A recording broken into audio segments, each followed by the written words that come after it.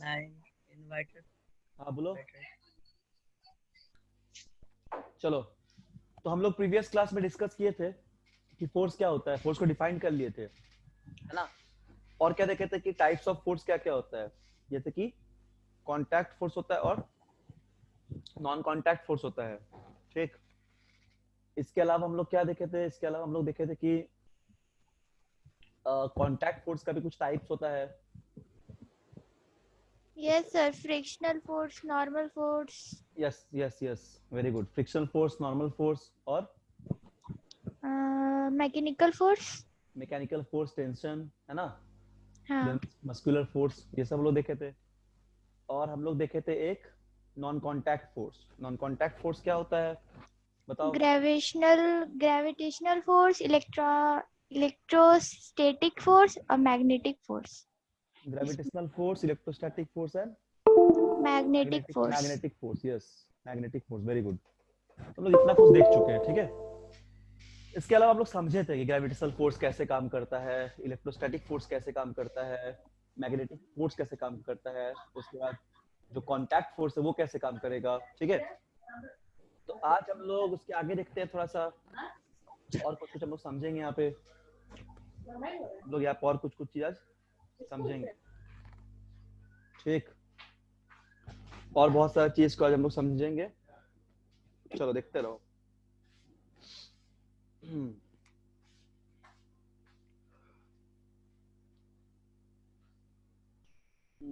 ठीक है, देखो। एक क्या बताए थे कि जैसे मान लो यदि ये कोई ब्लॉक है,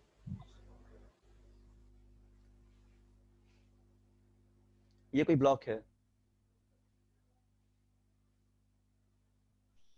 और क्या हो रहा है, मान लो यहाँ पे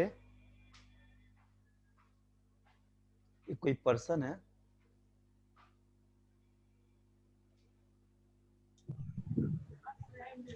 जो इस ब्लॉक को पुश कर रहा है,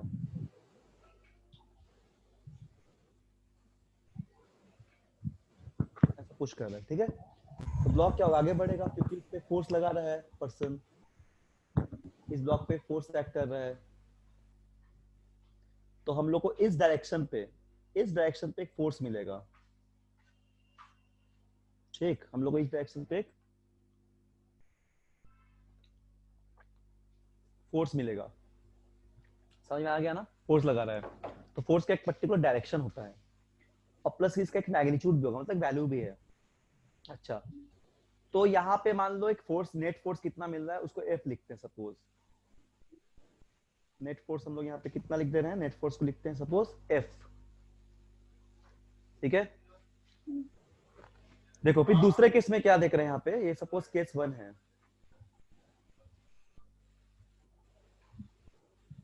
फिर केस 2 देखते हैं।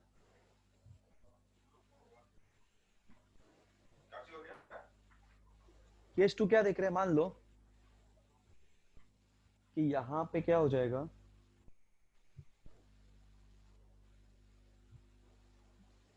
यहाँ पे क्या हो जाएगा कि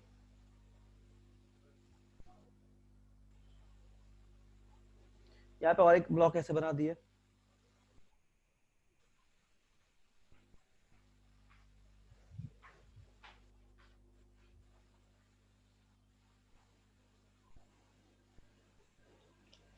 और सपोज यहाँ पे एक पर्सन मूव ब्लॉक को ऐसे पुश कर रहा है इधर से, एक कोई बच्चा मान लो ब्लॉक को ऐसे पुश कर रहा है, ठीक है। इधर एक फोर्स लगा रहा है, ये फोर्स का मैग्नीट्यूड है मान लो F1, ठीक। और इधर कोई दूसरा है, ठीक है। समझ में आ रहा है। Yes, sir. ओके, पूछना कोई डाउट होगा तो। एक पर्सन यहाँ पे है, ये भी फोर्स एक्ट कर रहा है इधर से, ये फोर्स F2 है, ठीक। यदि मान लो कि F1 और F2 दोनों सेम हो जाए, यानी कि यदि पर्सन जो है वो सेम फोर्स लगाए, पर्सन जो सेम फोर्स एक्ट करे, मतलब यहाँ पे सेम फोर्स लगा दे रहा है, ठीक है। दोनों इक्वल फोर्स लगे, मान लो तुम हो और तुम्हारा कोई दोस्त है, दोनों एक ब्लॉक को पुश कर रहे हो, और दोनों ने इक्वल मैग्नीट्यूड का फोर्स अप्लाई किया, दोनों ने इक्वल मैग्नीट्यूड का फोर्स को अप्लाई किया, तो क्या हो जाएगा, यहाँ पे ब्लॉक जो आगे नहीं बढ़ेगा, क्योंकि ब्लॉक पे नेट फोर्स कितना लग जा रहा है, 0 लग रहा है। तो यहाँ पे Yes, sir. ठीक है ना, क्योंकि रिजल्टेंट फोर्स क्या होगा, देखो डायरेक्शन अपोजिट है, तो अगर लिखेंगे एफ रिजल्टेंट या एफ नेट, ये हो जाएगा F1 माइनस F2। अब दोनों तो सेम है, यहाँ पे F1 F2 दोनों सेम है, Yes, sir. इसी वजह से नेट फोर्स कितना हो जाएगा, 0। इस कंडीशन को बोलेंगे बॉडीज एट इक्विलिब्रियम और बॉडीज एट रेस्ट, क्योंकि उस पे नेट फोर्स 0 लग रहा है। Yes, sir. Okay, very good. रुको इसको नीचे करते स्क्रीन थोड़ा, एक सेकेंड रुको। अच्छा माउस हम खोल दिए क्या, ये सर माउस का भी लगाने का जगह है और कहीं, ये वाला तार कैसे, इसको खोल दे, इस तार को खोल दे क्या भैया, देखिए तो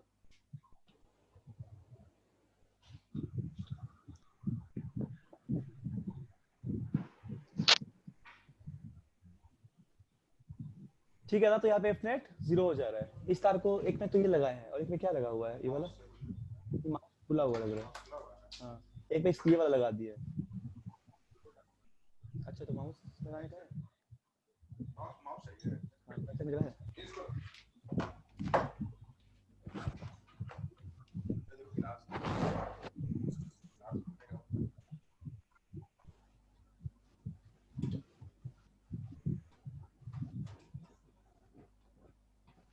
एक सेकंड रुको,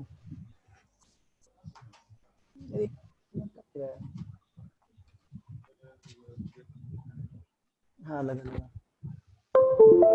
जय माता दी। अच्छा देखो, तो यहाँ पे नेट फोर्स कितना हो जा रहा है, 0 है, ठीक है, क्योंकि क्योंकि F1 F2 दोनों का मैग्नीट्यूड सेम है, तो अगर दोनों घटाएंगे हम लोग तो 0 आ जाएगा फोर्स। Yes, sir. तो इस कंडीशन में बोलेंगे कि बॉडी इज एट इक्विलिब्रियम, क्या बोलेंगे कि बॉडी इज एट, हाँ बॉडी equilibrium. इक्विलिब्रियम, ठीक है। तो यहाँ पे क्या हो जाएगा, ऑब्जेक्ट या बॉडी, ऑब्जेक्ट भी लिख सकते हैं, ऑब्जेक्ट इज एट इक्विलिब्रियम,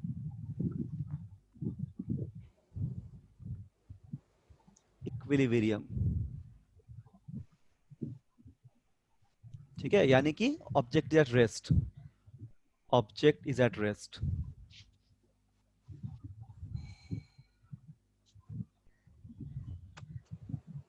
ठीक है ना, तो ये कंडीशन आ गया। अब तीसरा केस लेते हैं, सपोज एक तीसरा केस लेते हैं हम लोग, केस 3। यहां सपोज कोई ऑब्जेक्ट है, ठीक, देख रहे हो ना बच्चों, बाबू देख रहे हो ना, यहाँ पे केस 3, यस सर। देखो ठीक से। तो केस 3 में क्या हो जाएगा, जैसे मान लो कि यहाँ पे एक पर्सन है, ठीक है, अब क्या हो रहा है कि यहाँ पे एक फोर्स लगा रहे, सपोज इधर एक फोर्स एक्ट कर रहे हैं, इस फोर्स का मैग्नीट्यूड है F1 और इस फोर्स का मैग्नीट्यूड है F2। फिर से दो कोई बच्चा है, किड है, जो कि फोर्स एक्ट कर रहा है एक बॉक्स पे। तो इस कंडीशन में क्या हो जाएगा कि एक force, suppose magnitude of one force is greater than the magnitude of second one, suppose ऐसा कुछ मान लो कि यहाँ पे क्या हो जाएगा, देखो जैसे मान लो कि मैग्नीट्यूड ऑफ जो F1 है, इसका मैग्नीट्यूड F2 के मैग्नीट्यूड से ज्यादा होगा, सपोज ऐसा कुछ मान लो, ठीक। तो यहाँ पे F नेट अगर करेंगे हम लोग,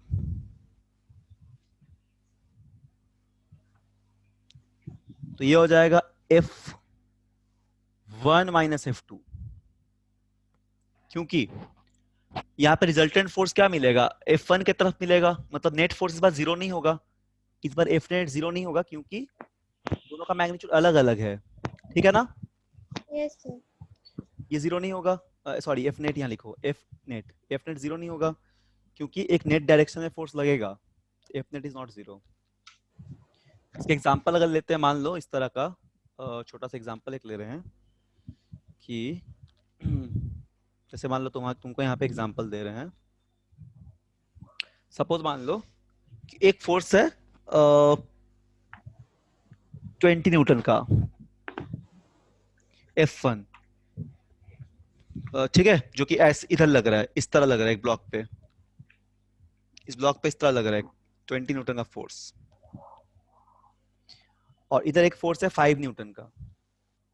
तो this F1 is 20 Newton, F2 है 5 न्यूटन।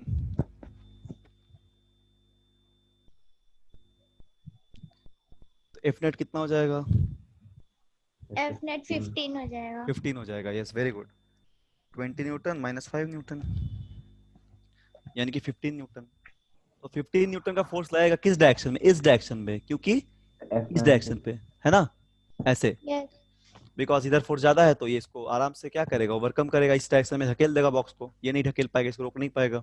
ठीक, तो ये सब बात हम लोग पिछले क्लास में थोड़ा बहुत किए ही थे फोर्स के बारे में। तो ये सब कॉन्टैक्ट फोर्स या फोर्स का मैग्नीट्यूड कैसे डिफाइन करते हैं। अच्छा, तो अभी तो क्लास 8 में उतना मैथमेटिकल टर्म तुम लोग नहीं पढ़ोगे, बट हम बताते हैं तब भी सीखने के लिए, तो ताकि तुमको अच्छे से सब्जेक्ट चैप्टर क्लियर हो और बढ़िया से सारा सवाल तुमसे बन जाए। ठीक है, और एक बार बस रीडिंग करना एनसीईआरटी को और कोई भी किताब अच्छे से, देखो सब समझ में आ जाएगा, ध्यान से देखना। जैसे देखो, फोर्स को डिफाइन किया जाता है मास इनटू एक्सीलरेशन, जो क्लास 9 क्लास में तुम पढ़ोगे फोर्स को डिफाइन करते हैं हम लोग मास इनटू ब्लॉक का एक्सीलरेशन, इन दोनों से फोर्स को डिफाइन करते हैं। Force the product of mass and acceleration. इसको हम लोग प्रूफ करते हैं न्यूटन सेकेंड लॉ से, इसको हम लोग प्रूफ करते हैं from Newton second law of motion.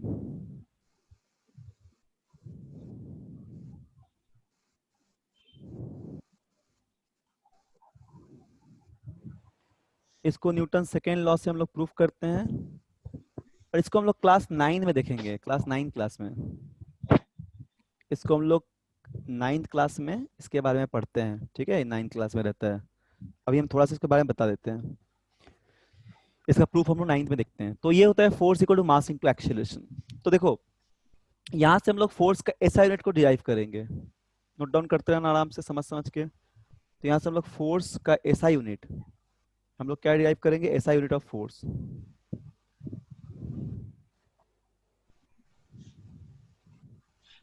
SI unit force का हम लोग देखेंगे यहाँ पे। तो फोर्स का यूनिट कितना हो जाएगा, ये हो जाएगा न्यूटन होता है। ठीक है, क्योंकि फोर्स को हम लोग ऐसे लिख सकते हैं, फोर्स को कैसे लिख रहे हैं हम लोग, मास इनटू एक्सीलरेशन, है ना। Yes. तो मास का होता है केजी, केजी मास का होता है, पता ही होगा, और एक्सीलरेशन का होता है मीटर पर सेकेंड स्क्वायर, ये यूनिट है, एसआई यूनिट। तो इसको हम लोग कलेक्टिवली बोलते हैं क्या, न्यूटन। इसीलिए इसी को कलेक्टिवली क्या बोला था, न्यूटन, साइंटिस्ट के नाम पे, और एन से डिनोट करते हैं। इसीलिए हम लोग 1 न्यूटन को क्या लिखेंगे, 1 केजी मीटर पर सेकेंड स्क्वायर। ठीक, समझ में आ रहा है कि नहीं, बोलो। Yes sir, आ रहा है। याद रहेगा? Yes sir. Very good, very good. देखो इसको लिख लो, 1 न्यूटन हो जाएगा 1 केजी इंटू मीटर पर सेकेंड स्क्वायर। ठीक है, दिस इज द 1 न्यूटन, इसको नोट डाउन कर लो। सर कर लिए। अच्छा कर लिए, वाह। ठीक है, आगे बढ़ते हैं। ठीक है, तो आगे देखिए क्या बता रहे हैं।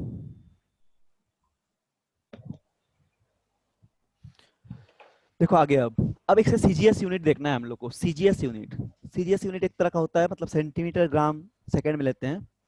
तो अगर तुमसे कभी कोई पूछे, जैसे तुमको एग्जाम दोगे उसमें आ गया मान लो कि फोर्स का सीजीएस यूनिट बताइए, तो याद रखना CGS unit of force.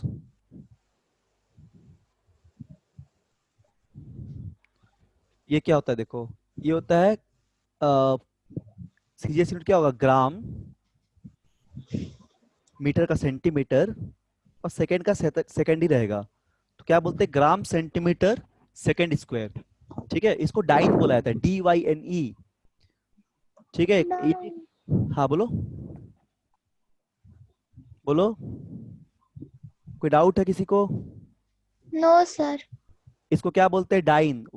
1 DYNE, dyne. ठीक है, तो 1 gram centimetre per second square is called 1 dyne.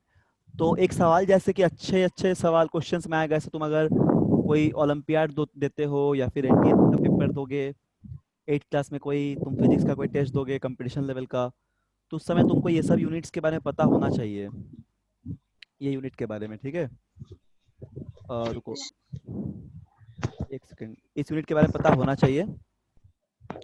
तो हम लोग क्या बोलते हैं? 1 gram centimetre per second square equal to 1 dyne. तो यहाँ पे एक ये भी सवाल पूछा जाता है कि find out the relation between 1 newton and relation between newton and dyne. मतलब न्यूटन और डाइन में क्या रिलेशन है, उसको फाइंड फाइंड आउट करना है। ठीक, इसको लिख लो अच्छे से। यहाँ पे क्या सर था? लिख लिए। ठीक है, ठीक ठीक ठीक, यहाँ -2 है। बाकी लोग लिखे है ना? यस बाकी लोग लिखे हो? बोलो। Yes sir. हाँ, आंसर देना पूछेंगे तो देखो, अब तुमको यहाँ फाइंड आउट करना है कि डाइन और फोर्स में न्यूटन में क्या रिलेशन है। ठीक, तो देखो कैसे फाइंड आउट करेंगे। जैसे हम लोग 1 न्यूटन को क्या लिखते हैं, ध्यान से देखो, लिखते हैं 1 kg मीटर सेकेंड पर स्क्वायर सेकेंड। पर सेकेंड स्क्वायर। ठीक है, तो यहाँ पे 1 kg को ग्राम पे लिखे तो कितना होता है? 1 kg कितना ग्राम के बराबर होता है बताओ? 1000। 1000 ग्राम। Very good. तो 1 kg equal to 1000 gram. And 1 metre equal to कितना centimetre? 100। 100 centimetre. Very good, 100 centimetre. तो 1 metre equal to 100 centimetre. Second का सेकेंड ही रहने देंगे। तो देखो कितना हो गया ये, 1 1 2 3 4 5 और साथ में ग्राम। ठीक है, सेंटीमीटर सेकेंड स्क्वायर। इसी को हम लोग 10⁵ लिख सकते हैं, 10⁵ ठीक, और ये ग्राम सेंटीमीटर सेकेंड स्क्वायर, इसी को बोला था डाइन, इसी को बोला था डाइन, अभी बताए थे डाइन, DYNE, डाइन। ठीक है, तो यहाँ पे क्या बोल देंगे? 1 न्यूटन जो है वो 10⁵ डाइन के बराबर आया। याद रहेगा, ये है 1 न्यूटन इक्वल टू, क्या बोलो, समझ में आया कि नहीं? Yes yes sir. आ गया ना? ठीक है, यस सर। Okay okay. तो 1 न्यूटन होगा 10⁵ डाइन। लिख लिए सब लोग? लिखिए। सर लिख लिए। ठीक है, कोई डाउट किसी को? आगे बता सकते नो हैं ना? सर। आगे बता यस सकते हैं ना? सर। ठीक है, चलिए यहाँ तक क्लियर हो गया कि फोर्स का यूनिट क्या होगा, फोर्स को रिप्रेजेंट कैसे करते हैं। अच्छा, ये भी बात याद रखिएगा, लास्ट एक पॉइंट लिख लीजिए, ये भी बात याद रखिएगा कि फोर्स एक वेक्टर क्वांटिटी होता है। ये भी बात याद रखना, क्या याद रखना है? कि फोर्स इज वेक्टर क्वांटिटी। ठीक, वेक्टर मतलब जिसमें मैग्नीट्यूड भी रहे और डायरेक्शन भी रहे, तो फोर्स इज अ वेक्टर। भी हायर क्लास में पढ़ोगे।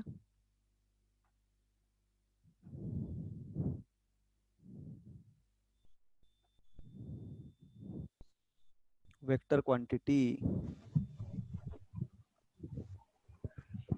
वेक्टर क्वांटिटी मतलब मैग्नीट्यूड भी रहेगा प्लस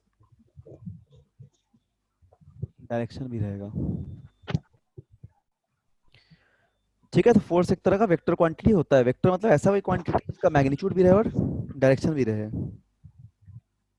ठीक, यस सर। ओके। तो यहाँ तक बेसिकली हम लोग फोर्स के बारे में देख लिए।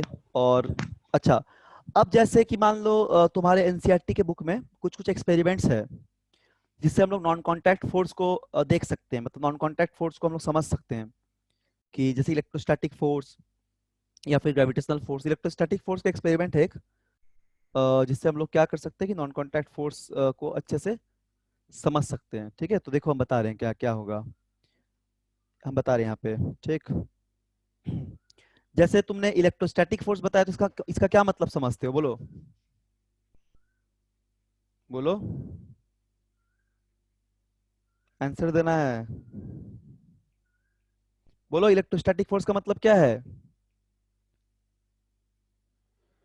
क्या बताए थे, दो चार्ज के बीच का फोर्स, भूल गए हैं, बोलो आंसर दो, याद है कि नहीं, बोलो। Charge which is made from repulsion of similar charges. हाँ, very good very good. Charge के बीच में लगने वाला फोर्स को बोलते इलेक्ट्रोस्टैटिक फोर्स। देखो सब लोग आंसर दोगे, आदित्य कौन है, आदित्य, आयुष, प्रियांशी और सूरज, चारों को आंसर देना है जब पूछेंगे तो, ये नहीं कि चुप रहना है। ठीक है, क्लास चल रहा है इसलिए आंसर देना है। तो इलेक्ट्रोस्टैटिक फोर्स क्या बताए थे कि ऐसा कोई फोर्स तो दो चार्ज के बीच में लगेगा, अगर चार्ज जो है सेम नेचर का होगा तो रिपल्सिव फोर्स होगा, और अगर चार्ज ऑपोजिट नेचर का होगा तो अट्रैक्टिव फोर्स होगा। लेकिन बेसिकली ये तुम्हारा क्या हो जाएगा, एक अट्रैक्टिव या रिपल्सिव फोर्स होगा। इसी को हम लोग बोलते हैं इलेक्ट्रोस्टैटिक फोर्स। तो हम लोग अब इसको प्रूफ कैसे करते हैं, एक्सप्लेन कैसे कर पाएंगे, या इस क्लास में हम लोग समझ कैसे पाएंगे इसको। जैसे मान लो कि तुम एक ड्राई हेयर पे, मतलब ड्राई हेयर है तुम्हारा, एक कॉम्ब लिए हो, प्लास्टिक का कॉम्ब लिए हो, कंघी, ठीक, और क्या कर रहे हो, उसको उसको तुम अपने ड्राई हेयर पे रब कर रहे हो। ठीक है, कॉम्ब को लेके ऐसे तुम ड्राई हेयर पे रब करोगे, ठीक है ना, और जब तुम रब करोगे तो क्या हो जाएगा, जब तुम उसको छोटे छोटे पीसेस ऑफ पेपर के पास ले जाओगे, तो वो पीस ऑफ पेपर को क्या करता है, करेगा, अट्रैक्ट करेगा अपने तरफ। वो पीस ऑफ पेपर को क्या करेगा, अट्रैक्ट करेगा, है कि नहीं। क्यों अट्रैक्ट कर रहा है, बता सकते हो, Yes.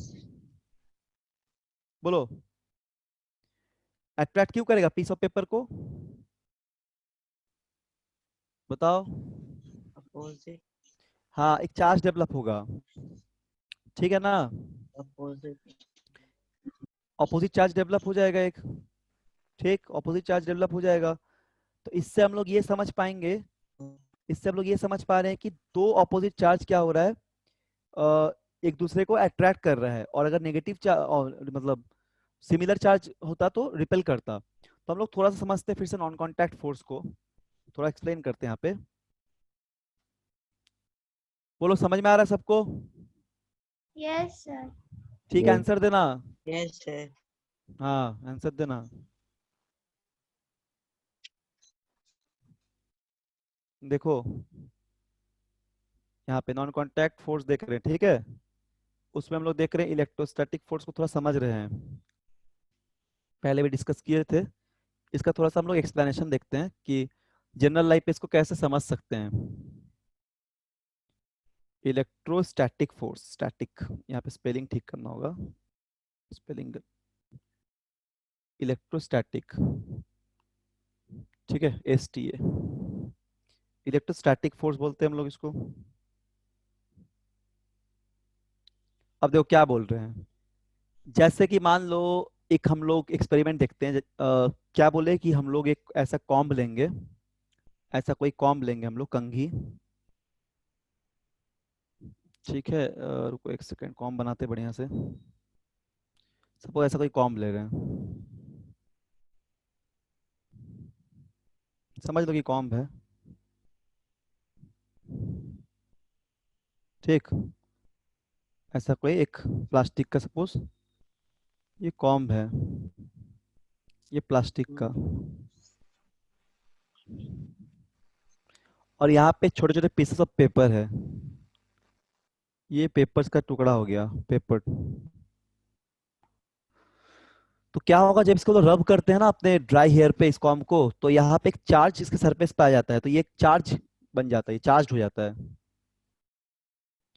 तो जब भी ये चार्ज होता है तो इसको क्या करेगा, इस पीसेस ऑफ पेपर को ये अट्रैक्ट करेगा, पीसेस ऑफ पेपर को अपनी तरफ अट्रैक्ट करेगा,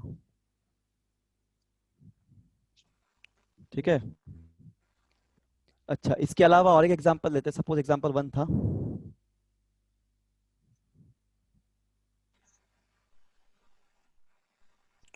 ठीक है, एग्जाम्पल 2 ले रहे हैं। मान लो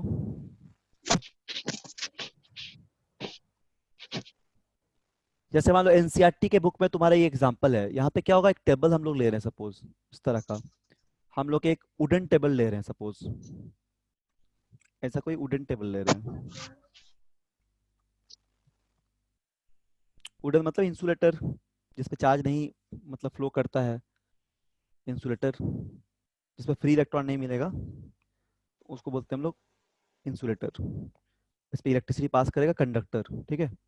तो ऐसा कोई टेबल है, मान लो इसका एक एंड दिखा रहे हैं सामने से, ऐसा कोई टेबल है, suppose it is a wooden table. और यहाँ से हम लोग क्या किए ना, यहाँ से हम लोग धागा बांध दिए, ऐसे कोई धागा बांध दिया, ठीक है, एक ऐसा कोई थ्रेड है। और यहाँ से हम लोग एक स्ट्रॉ को, जिससे हम लोग कोल्ड ड्रिंक्स पीते हैं, है ना, एक स्ट्रॉ, या शरबत पीते हैं, ऐसा कोई स्ट्रॉ को, प्लास्टिक का पतला सा स्ट्रॉ को ऐसे हम लोग हैंग कर दे रहे हैं, ठीक। समझ में आ रहा है कि नहीं, बोलो। Yes, sir. ऐसे हैंग कर दिए स्ट्रॉ को, ठीक है। अब क्या हो जाएगा, अ, इसको हम लोग यहाँ पे इसको वुडन टेबल मान लिए हैं, ये वुडन टेबल है, ये क्या स्ट्रॉ है, ठीक, स्ट्रॉ पतला सा पाइप टाइप का। तो यहाँ पे क्या करेंगे, स्ट्रॉ को यदि हम रब करेंगे पेपर से, ठीक है, ये अनदर स्ट्रॉ को अट्रैक्ट करेगा, इसको पहले रब कर देंगे पेपर से। पहले क्या कर रहे हैं स्टेप 1 पे, स्टेप 1 पे देखो क्या कर रहे हैं, एक सेकंड रुको, रुको एक सेकंड, स्टेप 1 पे, स्टेप 1 पे हम लोग, स्टेप 1 पे क्या कर रहे हैं, हम लोग रब कर रहे हैं, मतलब स्ट्रॉ को हम लोग रब कर रहे हैं, स्ट्रॉ रब्ड विथ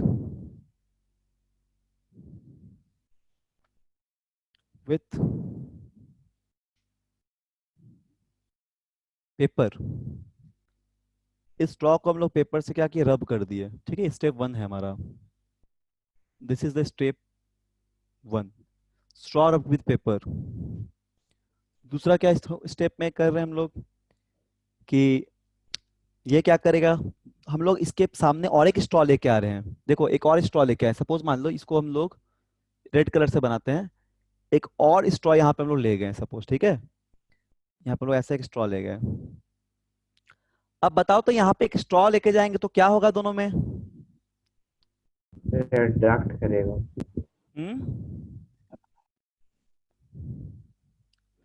अट्रैक्ट कर रिपल करेगा, बोलो। देखो समझो इसको, स्टेप 1 में क्या देखे कि रॉ को हम लोग स्ट्रॉ को रब किए पेपर के साथ। स्टेप 2 में क्या देख रहे हैं, स्टेप 2 में हम लोग क्या किए, स्टेप 2 में बोलो क्या किए, इस स्ट्रॉ को हम लोग, हाँ बोलो, और एक बार बता दीजिए ना, कट गया। और एक बार बता देते हैं। देखो दूसरा एक्सपेरिमेंट क्या करें, टेबल लिए हैं, ठीक है, टेबल पे एक धागा बांध दिए है, और धागा से एगो जिसमें पेप्सी उपसी पीते हैं उस तरह के स्ट्रॉ लटका दिए हैं। लेकिन उस स्ट्रॉ को लटकाने से पहले उसको रब कर दिए पेपर से। तो जैसे ही रब करेंगे ना, तो इस पे ये चार्ज बन जाएगा, जैसे ही रब करेंगे तो दिस स्ट्रॉ बिकम्स चार्ज्ड, ठीक, चार्ज हो जाएगा। तो इसको ऐसे हैंग कर दिए। स्टेप 2 में क्या किए, एक दूसरा स्ट्रॉ लेके आए, स्टेप 2 में हम लोग क्या किए, एक अनदर स्ट्रॉ लेके आए, एक दूसरा स्ट्रॉ हम लोग लेके आए, ठीक है, टेक अनदर स्ट्रॉ होगा, टेक अनदर स्ट्रॉ, एक अनदर स्ट्रॉ लिए, ठीक है, यहाँ पे टेक लिख देना, यहाँ पे लिखना टेक, टेक अनदर स्ट्रॉ, एक दूसरा स्ट्रॉ लिए।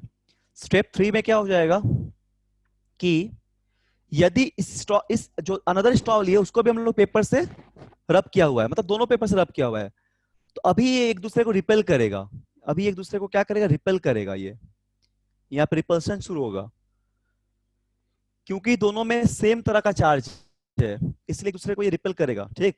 स्टेप 3 में क्या देख रहे हैं हम लोग कि straw repels repels another straw repels, या फिर ऐसे बोल सकते हैं कि स्ट्रॉ रिपेल्स, स्ट्रॉ क्या करेगा, रिपेल करेगा, ठीक है, स्ट्रॉ रिपल्स, रिपेल करेगा, रिपल्स, इसको समझ लो अच्छे से। If it has also rubbed, if it has also, रुको इसको ऊपर करते स्क्रीन को, if it has also rubbed, if it has also rubbed with a sheet of paper,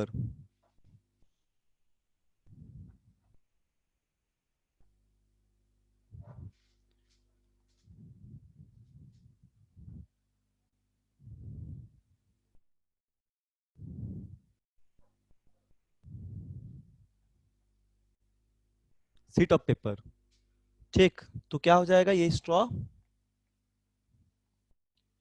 also repel करेगा किसको, सीट ऑफ पेपर को, ये पर हाँ, बोलो, समझ में आ गया ना, yes sir. Seat of paper को रिपेल करेगा। तो इससे क्या, इस एक्सपेरिमेंट से क्या पता चलता है कि यदि सेम चार्ज हो, अगर सेम चार्ज हो, तो सेम रिपेल चार्ज, करेगा। हाँ रिपेल करेगा, एक सेकेंड रुको, सेम चार्ज, सेम चार्ज या सिमिलर चार्ज भी बोल सकते हैं,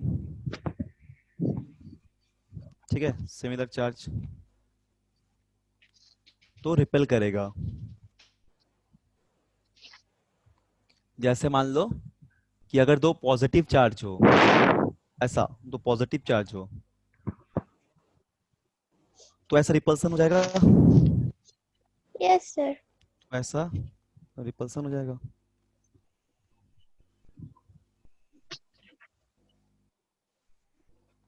सर और दो यदि, मैग्नेट के बीच में ऐसा देखने को मिलता है। हाँ दो मैग्नेट के बीच में भी देखने के लिए मिलता है, वेरी गुड। अगर नॉर्थ पोल को करेंगे तो रिपेल करेगा, या साउथ साउथ करेंगे रिपेल करेगा करेगा, ठीक है। बट अगर नॉर्थ साउथ करेंगे तो अट्रैक्ट करेगा, सेम पोल रिपेल करता है और अपोजिट पोल अट्रैक्ट करता है, ठीक। उसी तरह अगर दो नेगेटिव भी लेंगे तब भी रिपेल करेगा।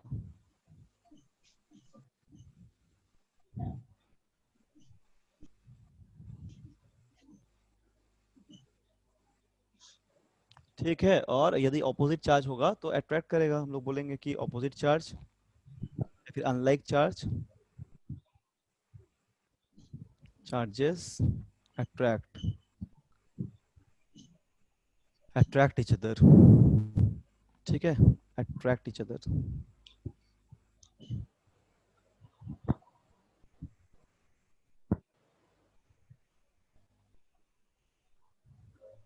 जैसे कि इस तरह,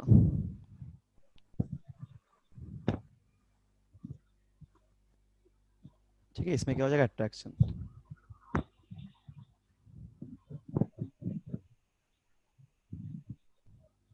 इज कॉल्ड योर अट्रैक्शन। इसको याद रखना है। इस तरह हम लोग ग्रेविटेशनल फोर्स भी फील कर सकते हैं। जैसे मान लो ग्रेविटेशनल फोर्स को थोड़ा समझ रहे हैं हम लोग, इसको भी थोड़ा फील करके देखते हैं। ये हम लोग को पता ही होगा सब लोग को। जैसे मान लो अगर बोलेंगे ग्रेविटेशनल फोर्स,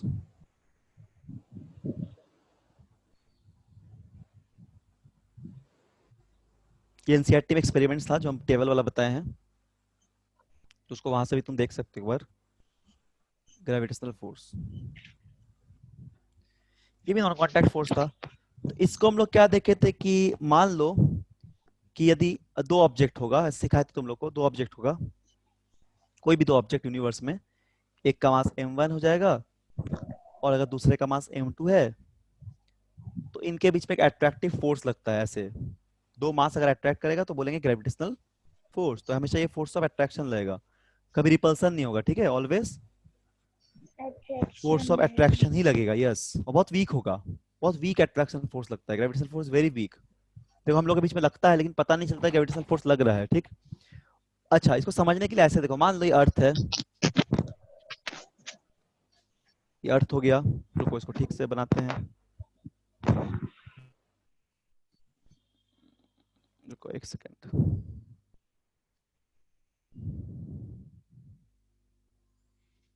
सपोज मान लो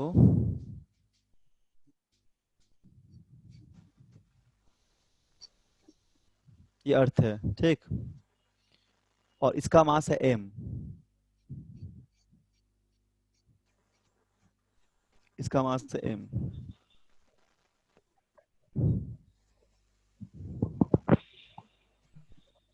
इसका मास है m, और इसके ऊपर एक छोटा सा एक मान लो हम लोग है, कोई मैन है इसके ऊपर, ठीक है, कोई मैन है, इसका मास है स्मॉल m, ठीक,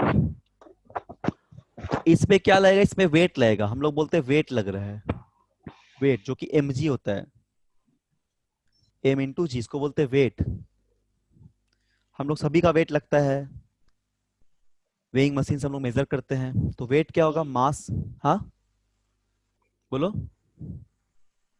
कोई डाउट है बोलो, नो सर कुछ नहीं। ओके ओके, तो वेट क्या होगा, मास इंटू जी को बोलते हैं, क्या बोलते हैं पता है जी का नाम,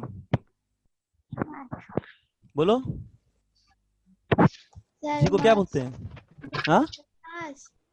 नहीं, मास तो एम है, जी क्या है, एक्सीलरेशन ड्यू टू ग्रेविटी,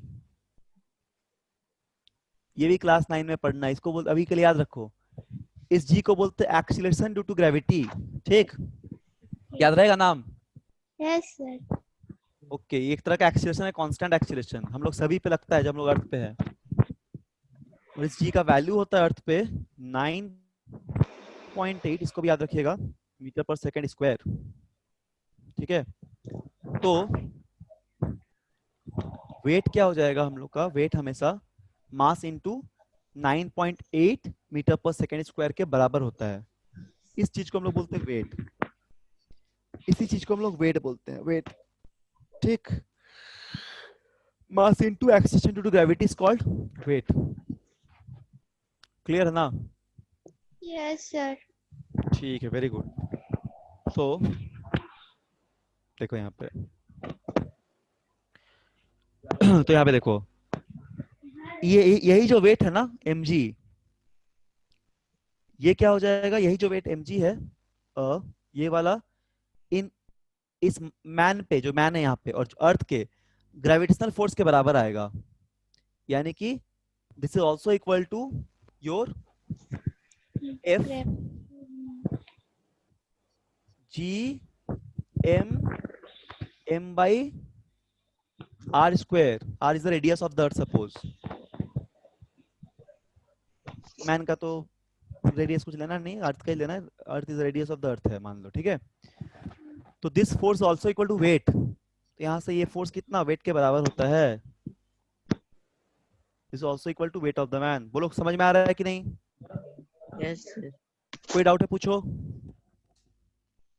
क्या सबको समझ में आ रहा है ना, बोलिए, यस सर। कोई डाउट नहीं है ना, ठीक है, नो सर। ओके ओके, सो यहाँ पे क्या हो जाएगा देखो, यदि ये स्मॉल एम और स्मॉल एम कट गया, एक तो कैपिटल अर्थ का मास ले लिया एम और स्मॉल एम इसका मैन का, तो यहाँ पे इस जी का वैल्यू कितना आएगा, G M by R square, इसको बोलते हैं एक्सीलरेशन ड्यू टू ग्रेविटी, ये क्लास 8 में तो नहीं है इतना कुछ, बट हम बता दे रहे ताकि तुम लोग अच्छे से सीखो ये सब अभी से, ठीक है, एक्सीलरेशन ड्यू टू ग्रेविटी, मतलब ग्रेविटेशन का फील आए कि ग्रेविटेशन एक्चुअली होता क्या है, ठीक है, तो ये बात समझ में आ गया होगा, चलिए इसको नोट डाउन कर लीजिए फटाफट,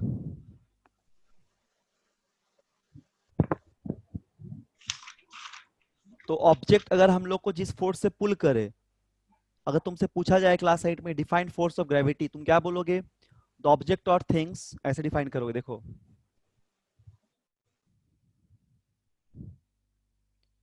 कैसे डिफाइन करोगे, the objects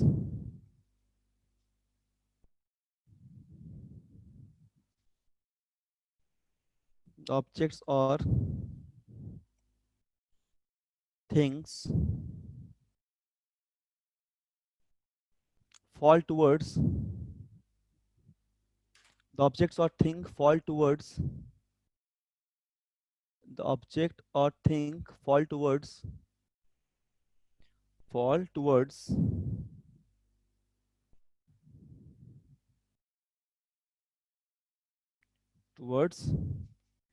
the earth,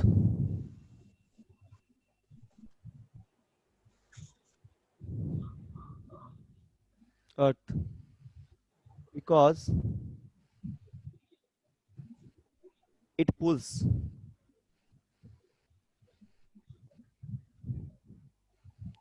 them. This force is called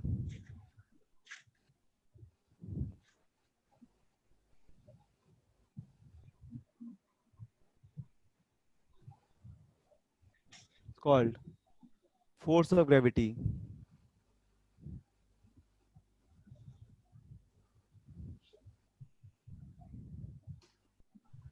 This force is called force of, एक सेकंड रुको, स्क्रीन ऊपर कर देते हैं,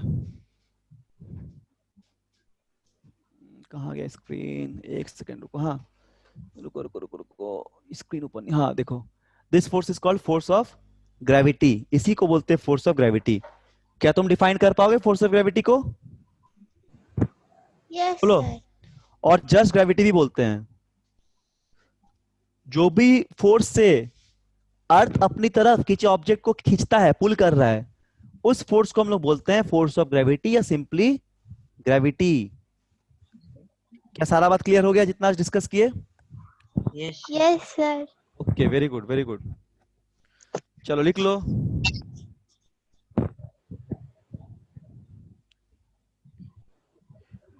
मैग्नेटिक फोर्स में भी देख चुके हैं हम लोग, पहले क्या होता है नहीं होता है इसे हम लोग समझाएं थोड़ा। अब हम लोग फ्रिक्शन का बात करेंगे, फ्रिक्शन क्या होता है कांटेक्ट फोर्स में।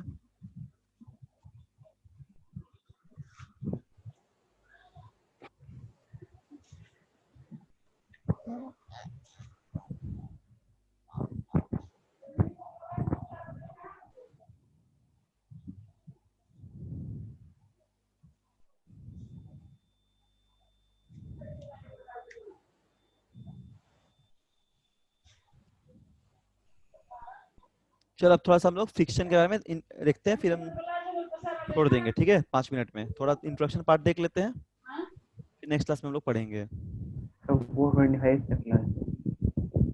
क्या कुछ बोल रहे, बोलो। सर 425 तक क्लास है। अच्छा 425 तक है? ओ अच्छा, मुझे Yes, लगा sir. 1 घंटे का होता है, 3 to 4। ठीक है, वेरी गुड, तब तो टाइम है अभी। ठीक है, अच्छे से पढ़ो, तब अभी बहुत टाइम है। ठीक है, हम लोग अभी 15 मिनट से समझ जाओ फ्रिक्शन क्या होता है, ठीक है? ध्यान से पूछना कोई डाउट होगा तो। चलो तो आज ठीक है, आज हम लोग ज्यादा टाइम मिला है। तो फ्रिक्शन क्या होगा देखो, जैसे मान लो कि कोई ब्लॉक है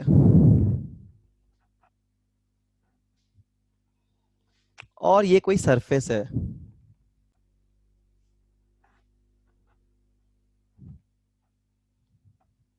ठीक, और इस पे तुम इस डायरेक्शन में फोर्स लगा दे रहे हो, इधर तुम एक फोर्स अप्लाई कर रहे हो।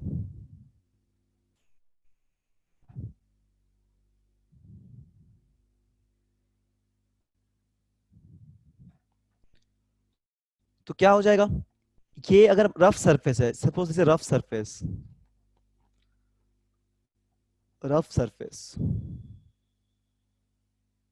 ठीक है, तो यहां पे इसके ठीक अप्लाइड फोर्स के ऑपोजिट डायरेक्शन पे एक फोर्स लगेगा जिसको हम लोग बोलेंगे फ्रिक्शनल फोर्स। यहाँ पे एक फोर्स लगेगा which is called frictional force. Clear है बात? इसके ठीक ऑपोजिट डायरेक्शन में एक फोर्स लग रहा है, इसको हम लोग बोलते हैं फ्रिक्शनल फोर्स।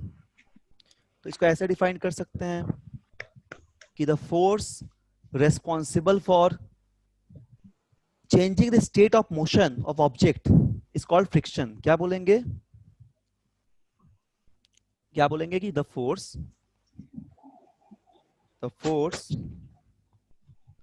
रेस्पॉन्सिबल, क्योंकि देखो ये ऑब्जेक्ट मूव कर रहा था तो फ्रिक्शन ज्यादा लगा देंगे तो ये ऑब्जेक्ट रुक जाएगा। जैसे मान लो कि हम लोग ब्रेक लगा रहे हैं या फिर हम लोग दौड़ रहे हैं, तो हम लोग का जो स्पोर्ट्स शू है जो हम लोग पहन रहे हैं, चप्पल पहने हैं, उस पर ग्रिप है, तो ग्रिप क्या करता है, फ्रिक्शन का काम करता है।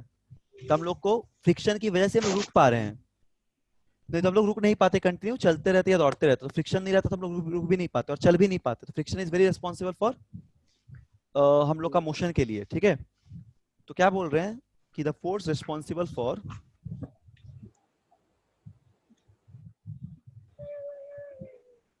the force responsible for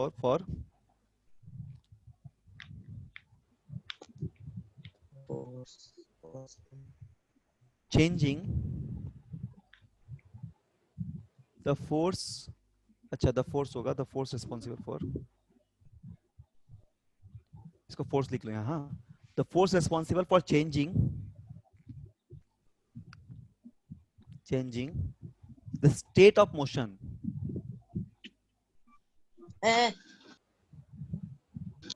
तुमको क्या बंद हुआ, है ना? state of मेरी motion, बहन हमको बंद कर दी रूम। हम्म, मेरी बहन हमको बंद कर दी रूम। अच्छा कोई बात नहीं, पढ़ लो फिर चल जाना क्लास के बाद।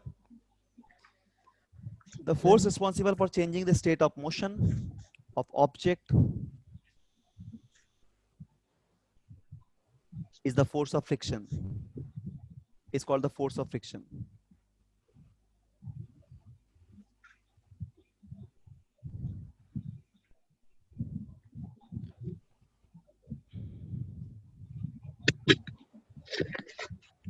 ठीक है, जैसे मान लो कि तुमने ऐसा एक सरफेस लिया, मतलब कोई सरफेस है तुम्हारे पास तरह का, और यहाँ पे कोई ऐसे बॉल टाइप का है, फुटबॉल या बॉल समथिंग इस तरह कुछ है, यहाँ पे तुमने एक बॉल ऐसा किक किया, ये सपोज कोई बॉल है, सपोज फुटबॉल और बास्केटबॉल इस तरह कुछ है, फुटबॉल पकड़ मान लेते हैं, ठीक है।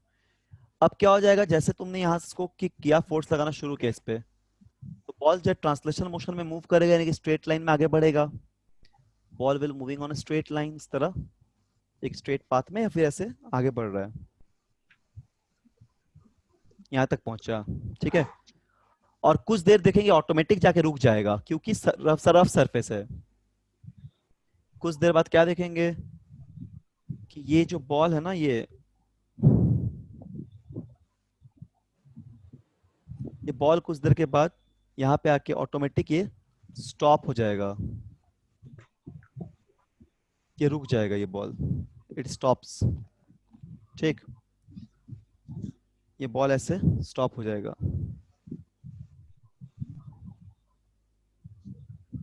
ये बॉल रुक जाएगा,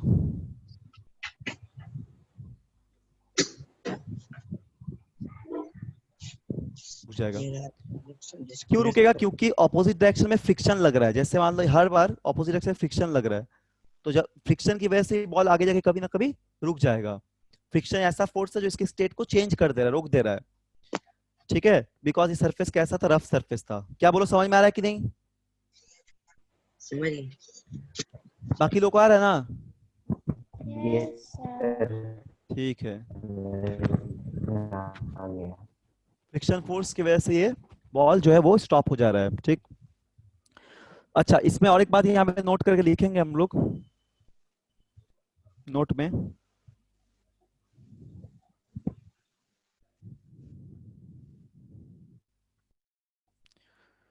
नोट में क्या लिखेंगे हम लोग, देखो पहला बात ये कि फ्रिक्शन जो होगा वो हमेशा कैसे एक्ट करेगा, डायरेक्शन क्या होगा इसका, ऑपोजिट टू अप्लाइड फोर्स। उसको लिख लेंगे नोट 1 पे। क्या लिखेंगे, the force of friction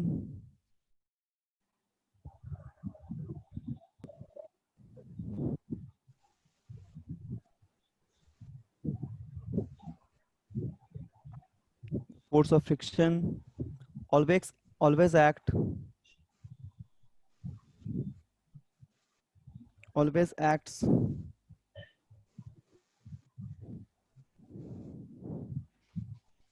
always acts on all moving objects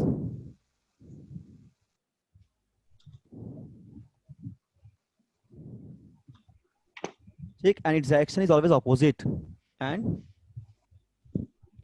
its direction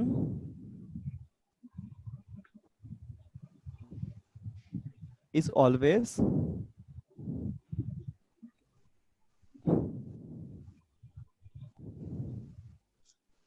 always opposite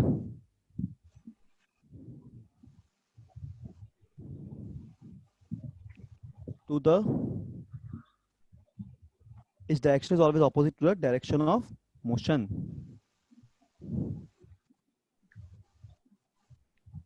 Direction of motion. This is called your friction का डायरेक्शन. ठीक है. और फ्रिक्शन